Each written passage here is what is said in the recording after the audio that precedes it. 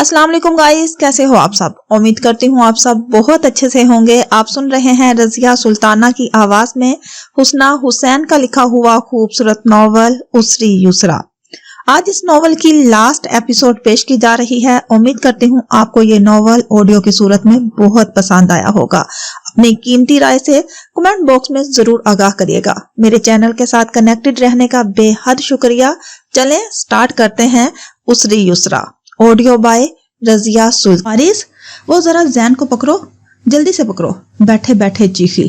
وہ کپڑے بدل کر ڈریسنگ روم سے نکلا تھا۔ تعصب سے اسے دیکھ کر رہ گیا۔ باہر جا کر اپنے ولی عہد کو پکڑ کر لے آیا۔ وہ اس کے بھی قابو میں نہیں آ رہا تھا۔ جب سے اس نے چلنا شروع کیا تھا تو تب سے کچھ یہی حالات تھے۔ جنت ریان کے کپڑے بدل کر مڑی تو فارس نے اسے اس کے حوالے کیا۔ وہ ایک دم سے چیخنے لگا، چاہتا تھا کہ اسے فرش پر چھوڑ دیا جائے اور وہ جس طرح مرضی چاہے چیزوں کو چھیڑے، چیخے، چلائے، بھاگے۔ رات بھر سو کر صبح تک فل بیٹری چارج تھی اس کی۔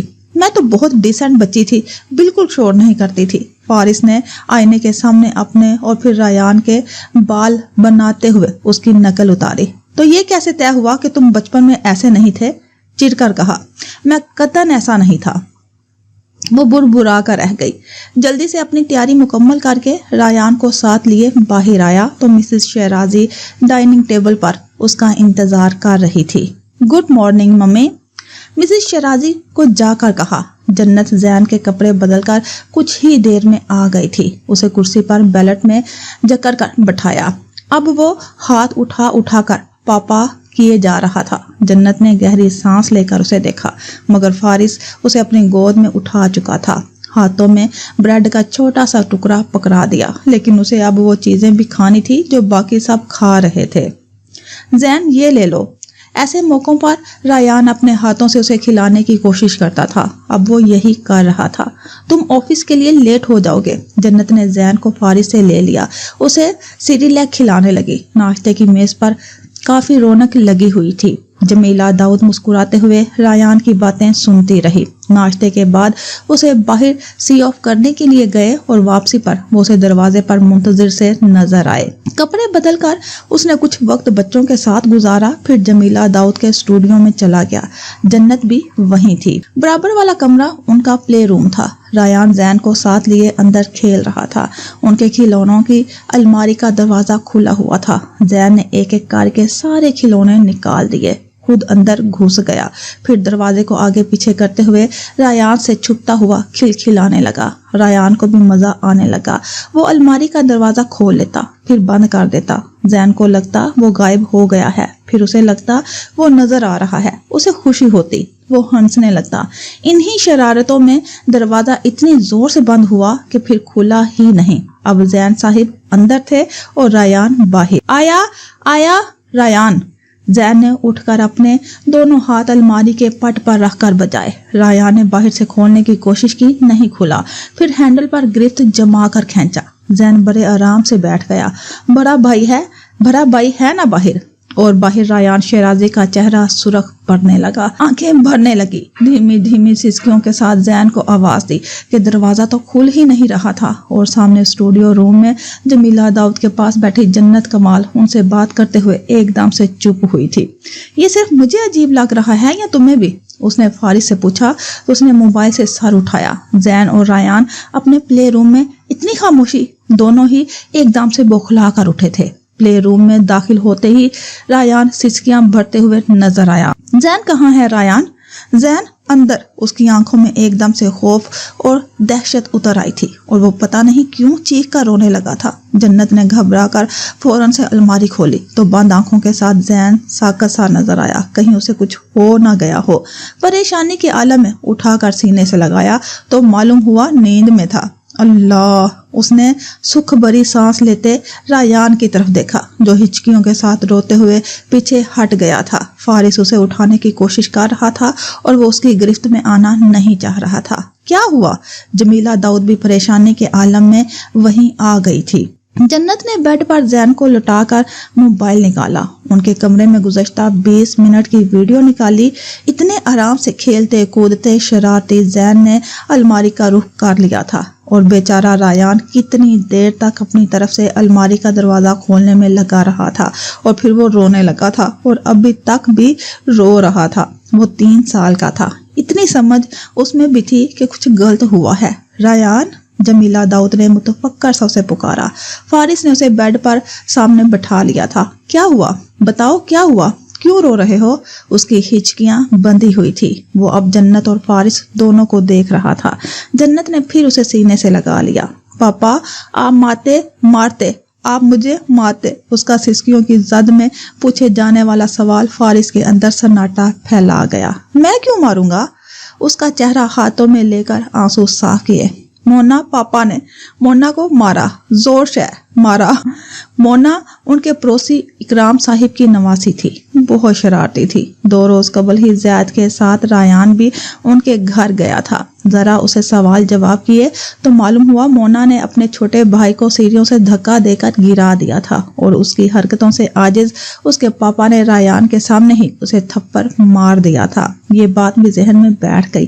जैन अलमारी में बंद हुआ तो उसे लगा पापा उसे भी मुंह पर मारेंगे। फारिस ने बेइख्तियार सांस भरकर अपने भतीजे को देखा। जन्नत ने कुर्सी खींचकर बैठते हुए जूस में सटरा डाल कर दिया तो वो संभल कर घूंट लेने लगा। फिर उसे बहुत प्यार से समझाया गया कि मम्मा पापा उसे कभी भी नहीं मारेंगे और ये कि मोना के पापा अलग हैं, उसके पापा अलग हैं और रायान तो मोना जैसा शरारती भी नहीं है। वो तो इतना प्यारा है, शोर करता है ना शरारतें करता है और अपने भाई का बहुत ख्याल रखता है। इस तरह प्यार और नरमी से छोटे छोटे लफ्जों में समझाने पर वो कुछ हद तक संभल गया और सो गया।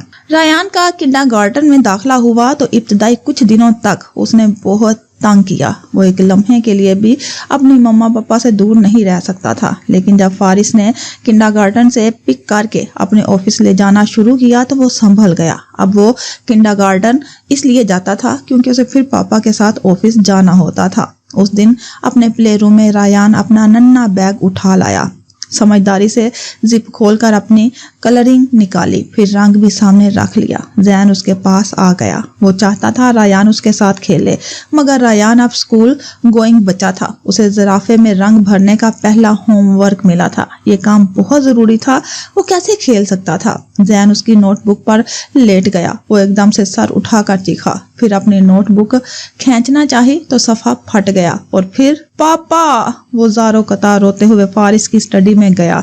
नोटबुक हाथ में थी, सफ़ा फटा हुआ था। गम से निढाल फारिस अपनी लीगल टीम से माजरत करते हुए उसे उठाए बाहर आ गया। उसने रोते सिसकते जैन की पूरी कारस्तानी सुनाई, अपनी नोटबुक दिखाई, उसके आंसू साफ किए। दिलासा देते वो वापस उनके कमरे में आया तो जैन साहिब नदारद थे। फारिस ने उसको नीचे उतारकर खिलौनों की अलमारी खोली, फिर बेड के पास आकर खड़ा हुआ। झुककर फर्श के साथ लग कर देखा तो वह बिगड़े तेवरों के साथ खफा सा दीवार के साथ रुख किए लेटा था। अब उसने तो नोटबुक नहीं फाड़ी थी, वो तो नोटबुक पर सिर्फ लेटा था। जैन, बाहर आओ। खामोशी। जैन, लहजा जरा सख्त मगर खामोशी। मैं 3 तक गिनूंगा, अगर तुम बाहर ना आए तो पनिशमेंट मिलेगी। आंखें रगड़ते सिसकते रायान ने जरा सा घबरा कर फारिस को देखा। 1। उसका नन्हा दिल धड़का कि जैन को पनिशमेंट मिलेगी। अपना गुस्सा और नाराजगी भूल गया। बेड के पास घुटने टकाकर फर्श से गाल मिस करके हाथ फैलाकर उसे पुकारा, जैन भाई आओ, बाहर आओ। उसे प्यार से और बड़ों के से अंदाज में पुकारा, फिर खुद में भी फर्श के साथ लगकर बेड के नीचे चला गया। फारिस ने गहरी सांस लेकर पेशानी मसली। हर दूसरे दिन उसे उनकी नाराजगी और मोहब्बत का अमली मुजाहिरा देखने को मिलता था। जैन, फारिस ने अपना हाथ बढ़ाकर उसका पैर पकड़कर खींचा तो वो शोर करने लगा। वो रोना चाहता था, लेकिन जिस तरह फारिस ने उसे खींचकर बाहर निकाला तो उसे बहुत मजा आया। फारिस ने बाजुओं से पकड़कर मसनूई खुफगी से झंझोड़ा तो खिलखिला उठा, लेकिन सजा उसे बहरहाल झेलनी पड़ी। फिर उसने जन्नत को जाकर शिकायत लगाई, अपनी दादों को, जोफिशा के साथ साथ अपने दिल अजीज अशका को भी। पापा, نام لے کے پھر کچھ اشارے کرتا اور غیر مفہوم سی آوازیں اور لفظوں میں بتاتا۔ وہ ٹھیک سے بول نہیں سکتا تھا لیکن سب کو سمجھ آ رہا تھا کہ وہ کہنا کیا چاہ رہا ہے۔ آئندہ میرے بیٹے کو کچھ کہا تو اچھا نہیں ہوگا۔ جمیلہ داؤد نے اسے سینے سے لگا کر فارس کو خفگی بھرے انداز میں ڈانٹا تو وہ مسکراتے ہوئے سر جھکا گیا۔ 20 تاریکی میں فلیش لائٹ کی تیز روشنی آدھی کھلتی بند ہوتی آنکھوں پر پڑی تو کچھ اذیت سے میچ کراس نے اپنا سر جھکا لیا تھا۔ وہ جس کرسی پر بیٹھا تھا اس کے پیچھے ہاتھ سختی سے بندھے ہوئے تھے۔ فرینکفرٹ کی طویل قامت زیر تعمیر عمارت کی کوئی 6 یا 7ویں منزل ہوگی۔ دائیں طرف پلرز سے آگے تاریخ کے شہر کے دامن میں فلک بوس عمارتوں پر جلتی بجھتی اور ٹھہری ہوئی کئی روشنیاں اور رنگ تھے۔ نقطوں کی صورت پیشانی سے گال تک بہتی ہوئی خون کی دھار اب کالر پر رنگ چھوڑ رہی تھی۔ سیاہ فام نے 2-3 بار فلیش لائٹ چمکا کر بند کر دی۔ اکلوتا بلب جو سر پر تھا روشن ہو گیا۔ وہ 3 لوگ تھے، ان میں ایک سیاہ فام تھا، ہٹا کٹا سا، اور باقی 2 لڑکے تھے۔ اس نے باری باری تینوں کی شکل دیکھی۔ 2 کا چہرہ تو بالکل سوجا ہوا تھا، تیسرے والی کی کچھ بچت ہو گئی تھی، وہ بس لنگڑا کر چل رہا تھا۔ تینوں بالکل الرٹ اور محتاط ہو کر اسے گھیرے کھڑے تھے۔ ایک نے تو باقاعدہ گن بھی تان رکھی تھی۔ کیا ہے یار، مل بیٹھ کر آرام سے مسئلہ حل کر لیتے ہیں۔ لہجہ دوستانہ تھا۔ موجودہ صورتحال کا اثر تاثرات پر تھا، نہ ہی چہرے پر۔ یکا یک فون بج اٹھا۔ کال ریسیو کر کے کسی کو راہم آفاق کی خبر پہنچائی گئی۔ دوسری طرف سے انہیں ایک حکم دیا گیا۔ سیاہ فام نے ایک نظر اسے دیکھا، پھر باقی 2 ساتھیوں کا۔ بات ختم کر کے اس نے اپنے 2 ساتھیوں کو سرگوشی میں کچھ کہا۔ ایک کو وہاں رکنا تھا اور بقیہ 2 باہر پہرے کا سوچ رہے تھے۔ تو کس کے حکم پر کام کر رہے ہو تم لوگ؟ ہنری کے، فیصل یا پھر سلیمان نے بھیجا ہے؟ تینوں نے سوال سنا، جواب نہ دیا۔ وہ سمجھ گیا اس کے ساتھ بات چیت سے انہیں روکا گیا ہے۔ وہ اب ان کے چہروں کے تاثرات پڑھ رہا تھا۔ فیصل کا کام لگتا ہے مجھے، یقیناً اس نے ہائر کیا ہوگا تم لوگوں کو۔ اپنی طرف سے اندازہ لگا کر مطمئن انداز میں سر کو دائیں بائیں جنبش دی۔ کیا فیصل نے تم تینوں کو بتایا ہے کہ وہ کس کے لیے کام کرتا ہے، یا اس نے مجھے پکڑنے کا کیوں کہا ہے؟ اپنا منہ بند رکھو ورنہ گولی سے تمہارا بھیجا اڑا دوں گا۔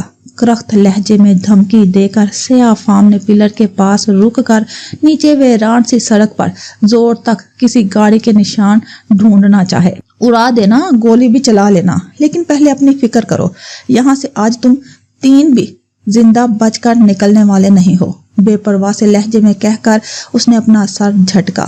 تم ہماری گرفت سے بچ کر نہیں نکل سکتے۔ سیاہ فام کی گراہٹ اس کے قریب سے گونجی تھی۔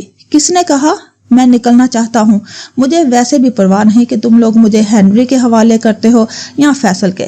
تینوں نے ناسمجھی کے عالم میں ایک دوسرے کی شکل دیکھی تھی۔ یہ تو طے ہے کہ وہ میری جان نہیں لیں گے، لیکن تمہارے ساتھ جو سلوک کریں گے اس کی فکر ہو رہی ہے مجھے۔ اس کی مسکراہٹ ایک دم سے گہری ہو گئی تھی۔ آنکھوں کا تاثر عجیب سی پر اسراریت میں ڈھل گیا۔ کہنا کیا چاہ رہے ہو تم؟ جس نے پستول تانی تھی سوال بھی اسی نے کیا۔ وہ بھول گیا تھا کچھ دیر پہلے تک فون پر اسے راہم آفاق سے کوئی بھی بات نہ کرنے کا حکم دیا گیا ہے۔ یہی کہ مجھے پکڑ کر تم تینوں نے اپنی زندگی خطرے میں ڈال دی ہے۔ بات واضح نہ تھی، سمجھ سے باہر ہو گئی۔ تمہیں ہم بیوقوف لگتے ہیں؟ اس نے پورے یقین کے ساتھ اس بات میں سر کو جنبش دی۔ اس سے پہلے کہ سیاہ فام غصے میں اسے ایک اور مکہ رسید کرتا، وہ ایک دم سے چیخ اٹھا۔ رکو، 1 سیکنڈ، بات تو سن لو میری۔ سیاہ فام نے رک کر اسے گریبان سے دبوچ لیا تھا۔ اس نے بھی سسپینس کی انتہا کرتے ہوئے فر بولنا شروع کر دیا۔ وہ راہم آفاق ایک ہیکر تھا۔ اسے فیصل کے بوس نے 6 ماہ پہلے گھر کا سیکیورٹی سسٹم ڈیزائن کرنے کے لیے ہائر کیا تھا۔ لائبریری میں ایک خفیہ دروازہ کسی کتاب کو حرکت دینے پر کھلتا تھا اور وہ کتاب بوس کے بیڈ روم میں رکھی گئی تھی۔ اس کے عالیشان کے گھر کے وسط میں ایک باغ تھا۔ اس باغ میں بیری کے درخت کے نیچے 4 لاشیں دفن تھی۔ ایک تو اس کی معشوقہ تھی، دوسرا اس کا کوئی قریبی دوست تھا، اور بقیہ 2 لاشوں کا اسے علم نہ تھا۔ پھر اس نے بتایا کہ وہ کتنا مجبور اور غریب تھا۔ اس کی ماں بیمار تھی اور علاج کے لیے پیسے چاہیے تھے اور اسے نہ چاہتے ہوئے یہ کام کرنا پڑا۔ اس نے تفصیل سے بتایا کیسے وہ اس گھر میں گیا اور کیسے ان کی ڈیل ہوئی اور کیسے وہ حقیقت منکشف ہو جانے پر اسے جان سے مارنا چاہتے تھے۔ کہانی سنانے کا انداز اتنا متاثر کن تھا کہ وہ دم سادے اسے سنتے گئے۔ اس نے پاس ورڈ سے لے کر سیف، خفیہ دروازے اور چھپے ہوئے کسی تہہ خانے تک کی معلومات انہیں بتا دی تھی۔ کچھ ایسے رازوں سے پردہ ہٹا دیا جس سے آنکھوں میں دہشت آ گئی اور کچھ ایسے کارناموں سے بھی آگاہ کر دیا جو خطرے سے خالی نہیں تھے، اور وہ تینوں اپنے کلائنٹ کی ہر معلومات سے بے خبر اسے صدمے سے تکے جا رہے تھے۔ کیا وہ اتنے خطرناک آدمی کے لیے کام کر رہے ہیں؟ سماعت پر یقین نہ آیا کہ جس نے ہائر کیا تھا خاصا معقول آدمی لگا تھا۔ ان سب باتوں کا ہم سے کیا لینا دینا؟ اکھڑ پن سے، کرختگی سے سوال اچھالا گیا۔ کیا انہیں بس ایک نوجوان کو پکڑ کر کسی کے حوالے کرنا تھا اور اپنی مطلوبہ رقم حاصل کرنی تھی؟ بات ختم۔ کیونکہ یہ راز مجھ تک ہے تو وہ میرے پیچھے ہیں۔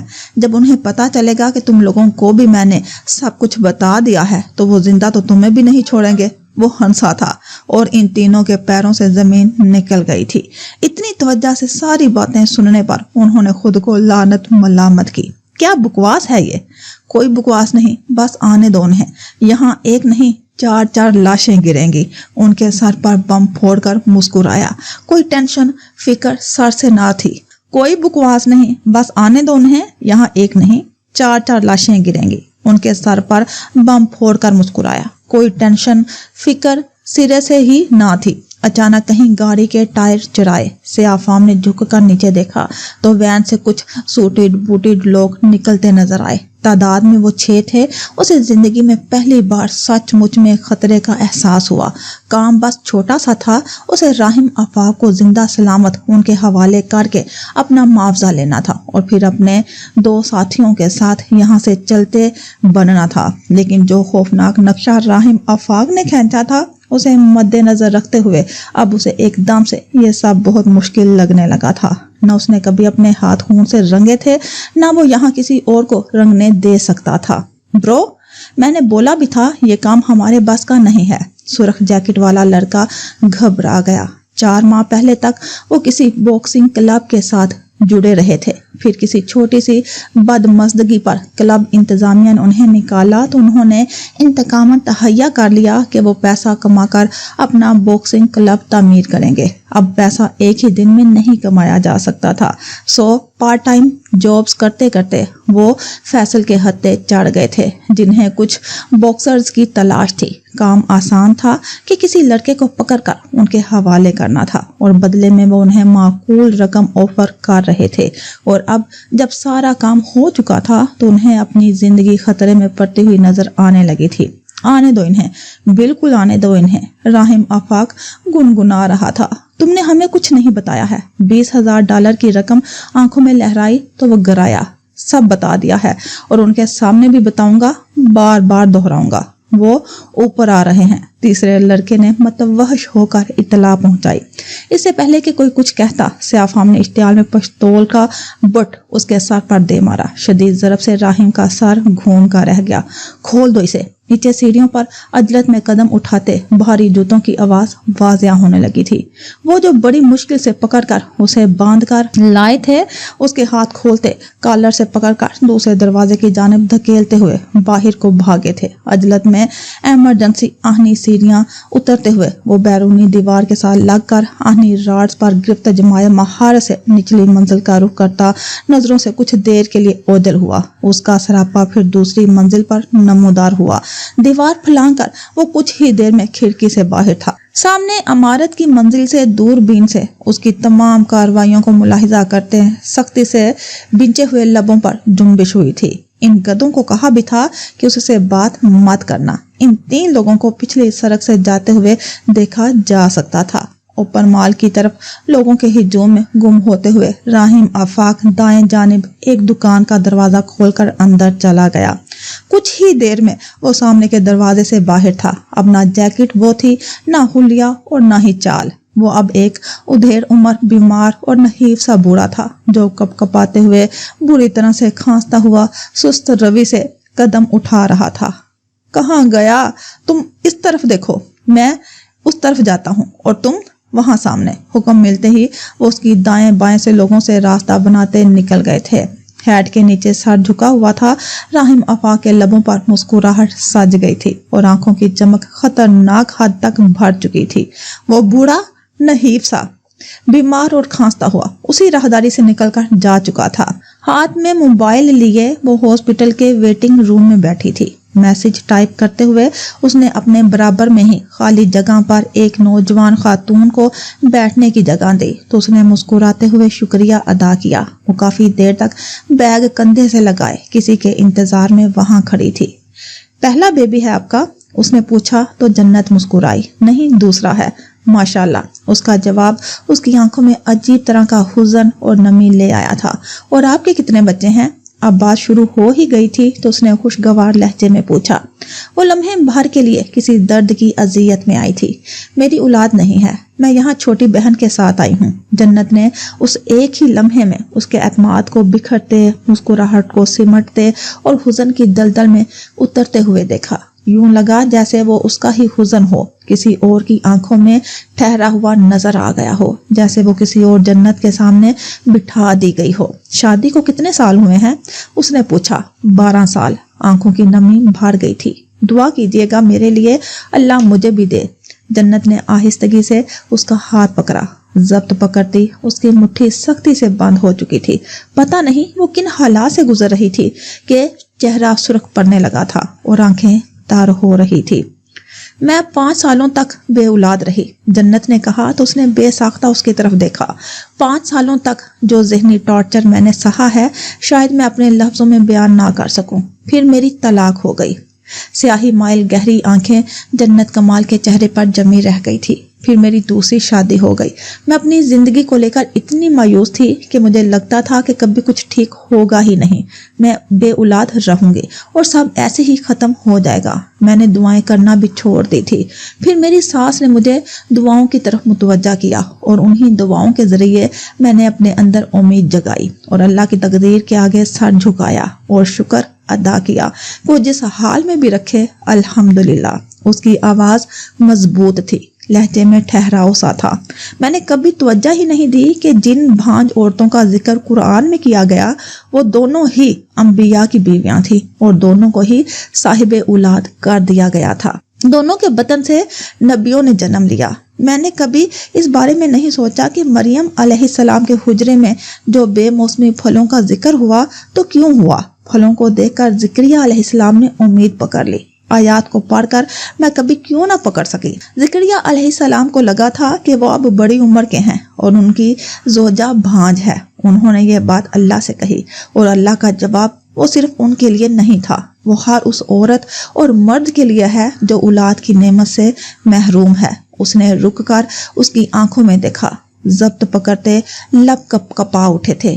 دعائیں رد نہیں ہوتی، کبھی نہیں ہوتی۔ اللہ پلان کرتا ہے، اس نے ہمیں کب کس وقت کیا دینا ہے اور کس طرح دینا ہے۔ اس لیے میں آپ سے بھی یہی کہوں گی کہ نا امید مت ہوں، صبر کریں اور دعا اور آزمائش سے گزرنے کی ہمت مانگیں۔ اس دنیا نے تو پھر بھی ختم ہو جانا ہے، لیکن یہ جو آزمائش کے دوران ہمارے اعمال ہوں گے، ہماری عبادات، ہمارا یقین، ہمارا ایمان اور اللہ پر اعتبار اور دعائیں، یہ آخرت تک جائیں گی، یہی آخرت میں کام آئیں گی۔ رک کر اس کی آنکھوں میں دیکھا۔ ہر انسان کے ٹیسٹ کا دورانیہ مختلف ہے۔ میرا امتحان 5 سالوں تک رہا اور اللہ نے پھر مجھے دیا، وہ آپ کو بھی دے گا۔ اس نے پھر اس کی مٹھی آہستگی سے کھولی۔ اسے کھلا رکھیں گے، بند نہ ہونے دیں۔ جو آپ اپنی اولاد پر خرچ کرتی اسے یتیموں مسکینوں پر خرچ کریں، جیسے زکریا علیہ السلام نے مریم علیہ السلام کی کفالت کی تھی، اسی طرح آپ بھی کسی کی کفالت کر لیں۔ اللہ کی راہ میں جتنا ہو سکے دیں اور دعائیں جاری رکھیں۔ دعائیں تقدیر سے لڑتی ہیں اور صدقہ مصیبت پریشانیوں کو ٹالتا ہے۔ وہ سانس روک کر اسے سن رہی تھی۔ میری دعا ہے اللہ آپ کو بہت نیک صالحہ اولاد سے نوازے، آمین۔ گرفت بڑھا کر بولی تو اس نے تشکر بھری نگاہوں سے دیکھتے ہوئے اپنے آنسو صاف کر لیے۔ اس کا موبائل بجنے لگا تو اٹھا کر دیکھا فارس کی کال آ رہی تھی۔ میں چلتی ہوں کہہ کر مسکراتے ہوئے اٹھنے لگی تو اس نے ہاتھ پکڑ کر روک لیا۔ تمہارا نام کیا ہے؟ जन्नत कमाल जवाब देकर वो मुस्कुराते हुए जाने के लिए मुड़ गई थी। वेटिंग रूम में बैठी खातून ने आंखों में नमी लिए उसे दूर तक जाते हुए देखा था। वो बिजनेस ट्रिप से वापस लौटा तो एहसासात बेहद मुख्तलिफ थे। गुज़श्ता रात फोन पर मिलने वाली खबर ने उसे मजीद वहां ठहरने नहीं दिया था। वो जल्द ही वापस आ गया था। घर में दाखिल हुआ तो खामोशी का राज था। किसी को उसकी आमद की खबर नहीं थी। सीढ़ियां चढ़कर अपने बेडरूम का रुख किया, दरवाजा आहिस्तगी से खोल दिया। नींद तारीकी में जन्नत उसे बेड पर दराज दिखाई दी। आवाज कदमों के साथ उसने बेबी कॉट का रुख किया। गुलाबी मखमली कंबल में लिपटा हुआ नन्हा वजूद गहरी नींद में था। वो अपनी जगह मुंजमिन सा खड़ा रह गया था। उसने एक बार फिर महसूस किया जैसे उसका वजूद टुकड़ों में बट गया हो। आवाज धड़कनों की थी जो समात में ठहर गई थी। एहसासात अजीब होने लगे थे। उसने हिम्मत पकड़ते हुए झुककर बेहद एहतियात से उसे उठा लिया था। निगाहें उसके प्यारे से चेहरे पर जमी रह गई थी। इसे यूं लगा जैसे वो वही हो, वो उसे अता कर दी गई हो। आहट पर जन्नत की आंख खुल गई। कोहनी के बल ऊपर हुई और फारिस पर नजर पड़ते ही ठहर गई। नींद तारीकी में उसे देख सकती थी। वो अपनी बेटी को सीने से लगाए खड़ा था। वो उसका माथा, उसका गाल चूम रहा था। उसकी आंखें तर थी। वो बेहद एहतियात से उठकर बैठ गई थी। लिहाफ हटाकर उसके पास आ गई। उसने फारिस के बाजू पर हाथ रखा तो उसने गर्दन मोड़कर जन्नत को देखा। वो मौत की सरहदों को छोड़कर पलटी थी। उसकी रंगत जर्द और आंखों के हल्के गहरे लग रहे थे, लेकिन मोमी चेहरे पर अलवाही सी खुशी नजर आ रही थी। वो अपनी बेटी की पैदाइश पर यहाँ नहीं था। उसे सोचकर दुख हुआ। उसे यहाँ होना चाहिए था। हम तुम्हारा इंतजार कर रहे थे, वो बोली तो मुस्कुराहट लबों पर आ गई थी। वो अपनी बेटी को बाहों में लिए उसके पास ही बैठ गया। जन्नत का दाहिना हाथ उसके हाथ में था। वो दोनों ही अब उसे देख रहे थे। वो मुंदी मुंदी आंखें खोले हुए थी, लबों को जुम्बश देते देखने की कोशिश कर रही थी। मुठियां भींची हुई थी। गुलाबी लिबास उसकी अपनी रंगत से मैच कर रहा था। वो अंगूठे से उसके गाल को छूते हुए अब उससे बात कर रहा था। जैन का नाम मैंने रखा था, इसका नाम तुम रखोगे। वो कंधे से गाल मस किए बहुत नरमी से बोली, क्या रखना चाहिए? जो तुम अपनी पहली बेटी का रखना चाहते थे। आहिस्तगी से कहते हुए उसने फारिस के बाजू पर अपनी गिरफ्त मजबूत कर ली थी। मैं उसका नाम जन्ना रखना चाहता था। लम्हे भर के लिए जन्नत कमाल की धड़कनें थम गई थी। आंखों में मोहब्बत की नरमी लिए उसने फारिस को देखा। उसका नाम था, छोटा सा एक लफ्ज जो उसकी पहचान बना था। वो उसे कभी भी भुला नहीं सका था। माँ और बेटी का एक सा नाम। बिल्कुल, क्या ख्याल है? फारिस ने पूछा तो वो मुस्कुराई। मुझे जैन का नाम फिर फारिस रखना चाहिए था। वो हंस दिया। तो अब तय हुआ। उसने कपड़ा जरा सा नीचे करते हुए अपनी बेटी की नाक को छुआ। जन्नत से जन्ना और उससे जुड़ा हुआ एक और नाम, जिन्नान। वो नाम जन्नत कमाल को बहुत प्यारा लगा। जिन्नानुल खल्द। हाँ, और इस प्यारी सी परी का नाम उस रात तय हो गया। सफर की थकान के बावजूद उस रात फारिस वजदान रात गए तक अपनी बेटी को गोद में लिए बैठा रहा था। उसके वजूद से लगी थी तो जिंदगी का एहसास हो रहा था, और वो दर्द जो दिल में था उसकी चुभन हल्की हो रही थी। वजदान हाउस के लॉन में धूप उतरी हुई थी। खाली कैनवस के सामने बुरश हाथ में लिए जमीला दाऊद वहीं बैठी थी। रायान अपनी गेंद से खेल रहा था। दौड़ते भागते चीखते हुए जैन उसका भरपूर साथ दे रहा था। ऊपरी मंजिल की दीवार गिर खिड़कियों से बाहर का मंजर देखते हुए जन्नत ने कागजात से भरा हुआ उसरी युसरा का फोल्डर दराज में रख दिया था। सिर्फ एक सफ़ा था जो उसके हाथ में रह गया था। तलाश का सफर मुकम्मल हो गया था। जिस जवाब की तलाश थी वो उसे मिल चुका था। उसने बेबी कॉट पर झुककर अपनी नन्ही सी गुड़िया को बाहों में उठा लिया। सफेद फ्रॉक में मलबूस जिन्नान अपने हाथ पैर चला रही थी। एहतियात से सीढ़ियां उतरकर वो बाहर आ गई थी। जमीला दाऊद ने उसे अपनी जानिब आते हुए देखा तो ब्रश रख दिया। लोन चेयर पर उनके पास बैठते हुए उन्होंने जिन्नान को पुकारा तो वो मुस्कुराई। रायान भागा चला आया था। उनकी बहना अभी जागी थी तो जन्नत के घुटनों पर हाथ रखे ऊपर होकर उसके गाल पर प्यार किया। जैन को फिलहाल बोसा लेना नहीं आता था, सो उसने भी अपने भाई को देखा देखी अपने लब जिन्नान के गुलाबी गालों पर रख कर हटा लिए। मिसेस शराजी हंस पड़ी।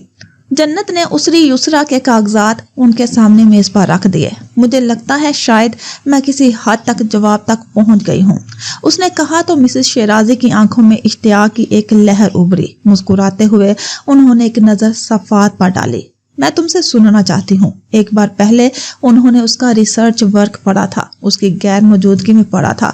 अब वो उसका हर जवाब उससे ही सुनना चाहती थी। उसने गहरी सांस लेकर गाल पर फिसलती लिट को कान के पीछे कर दिया था। धूप में उसकी उजली रंगत चमक रही थी। उसने पहला सफा खोल दिया। आयत में इन्नामाल उसरी युसरा, इन्नामाल उसरी युसरा। उसने एक लम्हे का तौक़ुफ़ किया। अल उसर इसम मारफा है, युसर इसमें नकरा। अल उसर के आगाज में अलिफ लाम है जिसने उसे मुहद्दिद कर दिया गया है।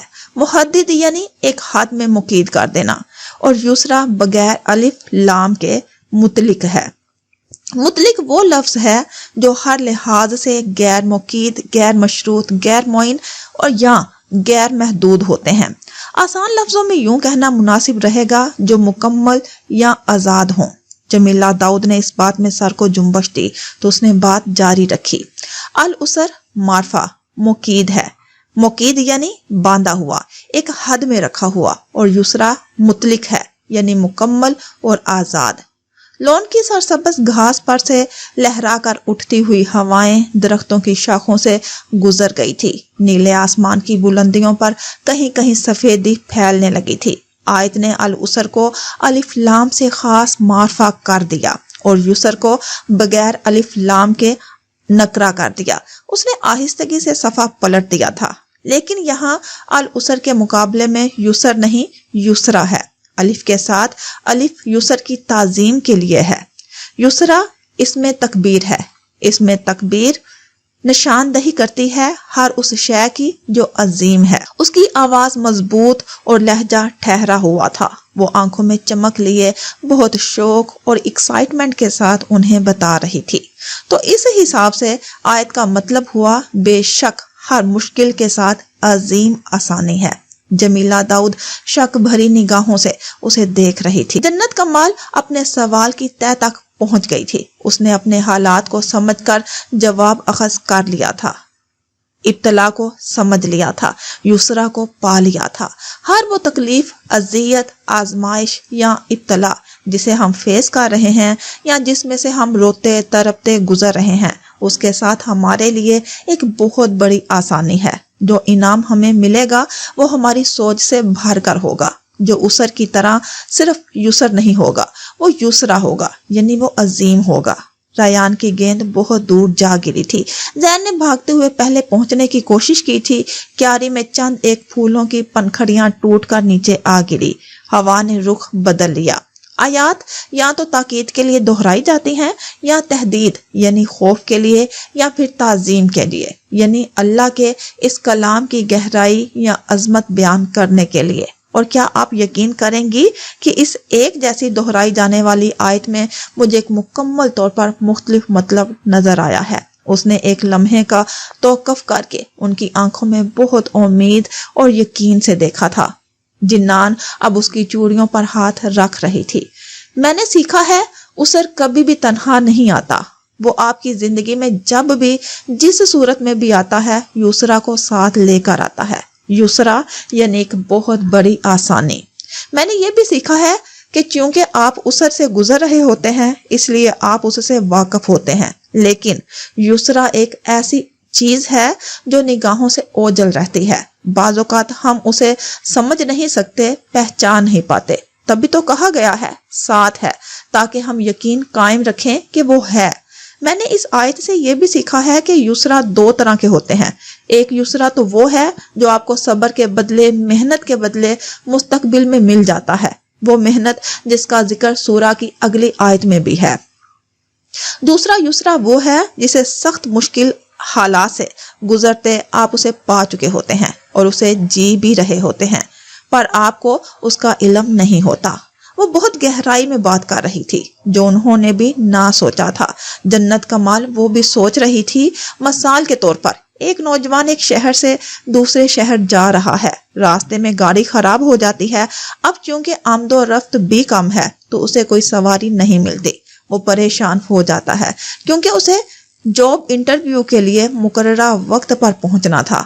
وہ اداس ہو کر رونے لگتا ہے۔ اس کے لیے بیمار ماں کو اکیلا گھر چھوڑ کر آیا ہے۔ اسے غم ہے کہ وہ اس نوکری کو بھی حاصل نہ کر سکے گا۔ وہ رکا رہا، پھنسا رہا، روتا رہا، اس بات سے قطعی بے خبر کہ اگر وہ اسی سڑک پر گاڑی چلاتا رہتا تو آگے کسی ٹرک سے ٹکرا کر اس کی گاڑی تباہ ہو جاتی اور وہ عین موقع پر دم توڑ دیتا۔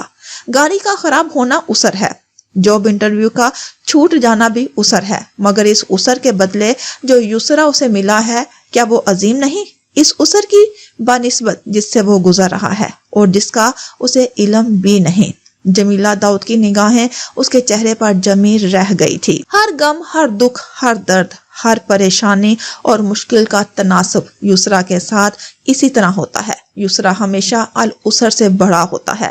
اس نے رک کر چند لمحوں کا توقف کیا تھا۔ جمیلہ داؤد بے حد خاموشی اور سکون سے اسے سن رہی تھی۔ ان کے چہرے پر اطمینان نظر آ رہا تھا، ان کے زخموں پر پھر سے مرہم لگ رہا تھا۔ میں نے یسرا پر غور اس لیے بھی کیا کیونکہ آپ نے مجھے سورہ طلاق کا حوالہ دیا تھا۔ اسری یسرا ایک جگہ پر ماں اور دوسری جگہ پر بعد کے ساتھ ہے۔ ایک اسر ایسا ہے جس کا یسرا اس کے ساتھ ہی ہوتا ہے، جڑا ہوا، اور دوسرا یسرا اسر کی گھاٹی سے گزرنے کے بعد عطا کر دیا جاتا ہے۔ خالی کینوس پر کئی منظر ابھرنے لگے تھے۔ ان کی نگاہیں اس کے چہرے پر جمی رہ گئی تھی، اور بے شک تمام علم اللہ کا ہی ہے، اللہ ہی ہے جو بہتر جانتا ہے۔ اپنی بات ختم کر کے اب وہ اصلاح کے لیے منتظر سی انہیں دیکھنے لگی تھی۔ اپنا نقطہ نظر اس نے واضح کر دیا تھا، اپنی تحقیق و محنت دکھا دی تھی۔ ماشاءاللہ، ان کی آنکھیں نم تھی۔ محبت سے اس کی محنت اور لگن کو سراہا اور دعا بھی دی۔ پھر انہوں نے صفات اٹھا لیے، پلٹ کر دیکھنے لگی تھی، پڑھنے لگی تھی۔ اس نے لائٹر پن سے کئی نشان لگا رکھے تھے، کئی لفظوں کے ان گنت معنی کی لسٹ بنا رکھی تھی۔ صرف اسری یسرا کو سمجھنے کے لیے اسے قرآن کی ان تمام آیات کو ڈھونڈنا پڑا تھا جس میں یہ لفظ استعمال ہوئے تھے۔ اسے آیات کی بنت کو دیکھنا پڑا تھا، نکرہ اور معرفہ کی پہچان دینی پڑی تھی، سیاق و سباق پر غور کرنا پڑا تھا۔ کئی جگہوں پر اسری الف کے ساتھ اسرا استعمال ہوا تھا اور کئی جگہوں پر یسرا صرف یسر۔ کیا تلاش کا یہ سفر یہی ختم ہوا؟ نہیں، جنان نے اس کے بالوں میں ہاتھ الجھا لیا تھا۔ چھڑاتے ہوئے انہیں دیکھا۔ ختم نہیں ہوا، اب اس پر مزید ریسرچ کروں گی۔ میں اپنی زندگی کے وقت حالات کے تناظر میں اسے مزید دیکھنے اور سمجھنے کی کوشش کروں گی۔ رک کر مسکرائی۔ اور میں تو اب یہ بھی سوچ رہی ہوں سورہ نشرہ کا آغاز ایک سوال سے ہی کیوں کیا گیا؟ جمیلہ داؤد مسکرا کر رہ گئی۔ اب میں اس کا جواب ڈھونڈوں گی۔ مما، رایان بھاگا ہوا اس کے پاس آیا تھا۔ جمیلہ داؤد کی نگاہیں خالی کینوس پر ٹھہر گئی تھی۔ ذہن میں اب ایک نیا منظر تھا، ایک نیا مفہوم لیے ہوئے، نئے رنگوں میں گھرا ہوا، نئی امیدوں سے سجا ہوا۔ بے شک ہر مشکل کے ساتھ عظیم آسانی ہے۔ انہوں نے برش اٹھا لیا۔ بیرونی دروازے کھل گئے تھے۔ فارس کی گاڑی اندر داخل ہو رہی تھی۔ اپنی گیند کو چھوڑ چھاڑ کر رایان اور زین اپنے پاپا کی طرف بھاگے تھے، ہنان کو سینے سے لگائے۔ جنت بھی اپنی جگہ سے اٹھ گئی تھی۔ انہوں نے اپنے بیٹے کو دیکھا جس کے لبوں پر زندگی سے بھرپور مسکراہٹ تھی۔ سفید مخملی لباس میں ملبوس جنت کمال ہنستے ہوئے کچھ کہہ رہی تھی۔ فارس نے جنان کو اٹھا لیا تھا جو باپ کو دیکھتے ہی جنت کی گرفت سے نکلنے کی کوشش کر رہی تھی۔ پاپا، وہ پیاری سی آواز رایان شیرازی کی تھی۔ اس کے سیاہ بال پیشانی پر بکھرے جا رہے تھے۔ وہ ایک ہی لمحے میں اپنے پاپا کو صبح سے اب تک کی تمام باتیں بتا دینا چاہتا تھا۔ اس کا چہرہ کھلا ہوا تھا، اس کی آنکھیں روشن ہو رہی تھی۔ انہوں نے نم آنکھوں سے زندگی سے بھرپور اس منظر کو دیکھا، ان کڑی آزمائشوں کو سوچا، مشکلات سے گھرے وقتوں کو کھوجا، وہ آنسوؤں سے بھرے لمحے، وہ دعاؤں سے گھرے ہوئے سجدے اور طرف لیے ہوئے ندائیں۔ اور یسرا تو ایسے ہے جیسے ایک تنگ و تاریک سرنگ کے آخر پر پھیلا ہوا وسیع سبزہ زار۔ سورج آسمان پر تھا اور کرنیں زمین پر۔ یسرا ایسے ہے جیسے ایک چھوٹے سے سونے سے پھوٹتے پانی کا چشمہ۔ انہوں نے کلر پیلٹ ہاتھ میں لیے، برش اٹھا لیا۔ اسر مرض ہے تو یسرا ایک عظیم شفا، اسر زخم ہے تو یسرا ایک عظیم مرہم، اسر صبر ہے تو یسرا ایک عظیم اجر، اسر آنسو ہے تو یسرا عظیم فرح، اسر محرومی ہے تو یسرا اللہ کی عظیم عطا۔ سفید کینوس پر رنگ بکھرنے لگے تھے، ایک نیا منظر تخلیق کے مراحل سے گزرنے لگا تھا۔ وہ آغاز تھا جسے وہ دیکھ رہی تھی، وہ ابتدا تھی جسے وہ سن رہی تھی۔ نام اللہ کا تھا، صرف اس کا ہی تھا، وہی مجیب، وہی خالق، وہی رزاق اور وہی مالک، جس نے احاطہ کر رکھا ہے اپنی مخلوق کا، ان کی دعاؤں اور اعمال کا، ان کے یقین اور ایمان کا۔ بے شک ہر مشکل کے ساتھ عظیم آسانی ہے۔